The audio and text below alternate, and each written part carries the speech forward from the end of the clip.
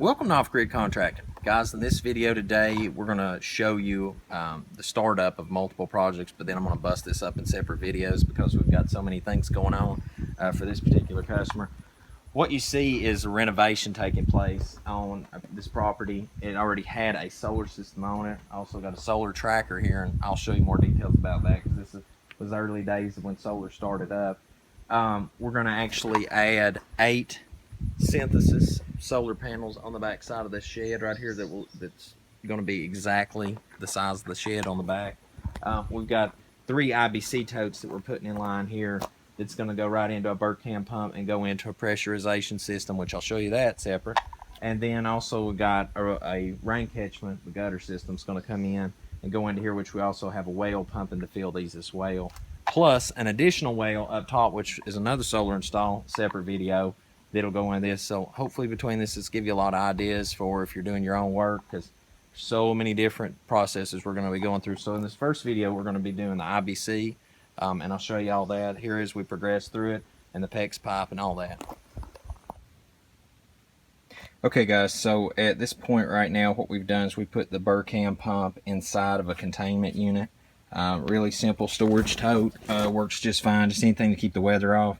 The only access into the thing is going to be right here. And then once that's set down, we'll actually have foam around that, and I'm actually going to have a drill out down bottom too, just so if for some reason, any reason at all, water does get in here, it'll just go right out into the rocks. Got a little notch for the wire to go out right there into the outdoor plug, and then the IBCs will feed right over here in, and then L into that, and I'll have all that together here in a minute. I'll show you as it goes.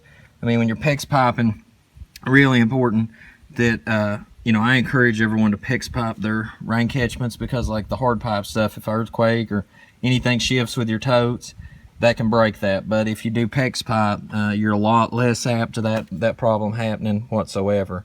And pretty much that's got it at the moment. We'll get that done, and then where we done the gutter system here on the house, on the structure, one will go down into what's going to be a future fishery, and then the other one's going to come right down and go into here from an OD. But for today, until the OD comes, we're just going to have improvised, just unscrew the lid and let that go in, because this pipe here that we've done, that's actually coming out from their well, and I'll show you that a little later when we go in for the finish work. But the other feed is going to go into actually pressurize their system and through a filter. But I'll keep moving through this and show you each component as we go. That way you can kind of get an idea how this off-grid water works.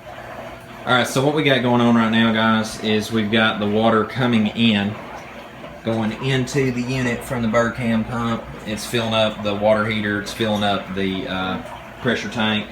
Now you don't have to have a pressure tank using the Bergkamp, but we just retrofitted and used what was already available to us here.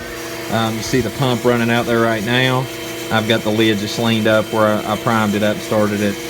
That's going up, we'll weatherize that. Okay. This is a hand pump on the well. If you want to do a simple pump, just get in contact with us. But this well head here, it's got it now where that it'll go out to fill up the IBCs. But also, and it's got 24 volts feed service that we're going to put into a box outside for the fish aerator. And then also you can hand pump the water out, and then the rain catchment's going to go to the IBCs as well, which the Bergkamp will pump into here. So I mean, there is like water like crazy. Plus, in a separate video, I'll show you the other well that's actually going to feed just on the back side of this fishery, where this used to be a holding tank for water.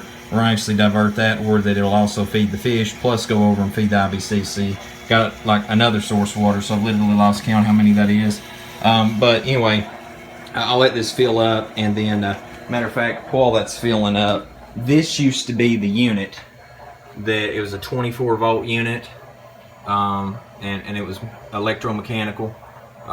So once the pressure valve hit, it would cut it off. Pretty neat setup, but the only problem with these little jet pumps like this, the diaphragms, is they just burn out, and the proof to that's right there. The previous owner of the home went through many of them, so I've dealt with this with the tiny house people. That's why that we use Bergkamp pumps now. They just work really good out in the field. So anyway, we'll set the other IBC tote, but you can see right there how those are tied together, and put the drop from the water in, and this one's about knocked out. All right, guys, so this is the finished work on the system. The customer will be painting these black and also foam wrapping this later.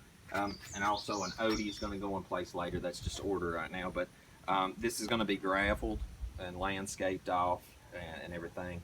This right here is going to give them plenty of water, sustainable. The whole roof now has gutter system on the back side, so what's not going to the fishery from the one side is going into the rain catch from this side, and also it can be pumped over into here from the fishery if needed. So I mean, there's plenty of water options. But I'm going to step right here, just one last look at the pump.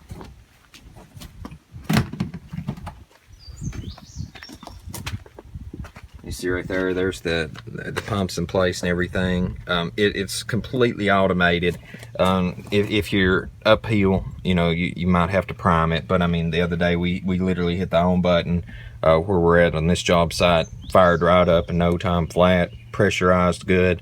I've noticed with the pressure tank in there, it has to run down quite a while before this ever kicks on. So in my personal opinion, I think matching up a pressure tank with a Berkham is a really good idea, because I just think it takes a lot of the work off the pump, which is going to give a lot longer life to it, because let's face it, anything mechanical eventually is going to die. It's just a matter of life. So if you can extend that, it's very good for off-grid. Outdoor plug sealed up now, and just one last look at the water system right here. So they've got filtration system here. We also put them another filtration system in under the sink, so actually if they do bring that water out on top of that to put in a Berkey, it's been multi-filtered by then. Propane heated, and then this is the feed coming into it. This is the feed going out from their well that we retrofitted to actually feed the IBCs if they need that. And then the pump, we've got the hand pump, everything is available too. So if absolutely catastrophic, you got no power whatsoever, there's always a fallback to that as well. So I mean, pretty much guys, that knocks this out. Make sure to check out the other parts of the renovation we've done on this particular off-grid side, and if you got any questions, make sure to reach out to us at offgridcontracting.com. And until we see you again, I look forward to working for you.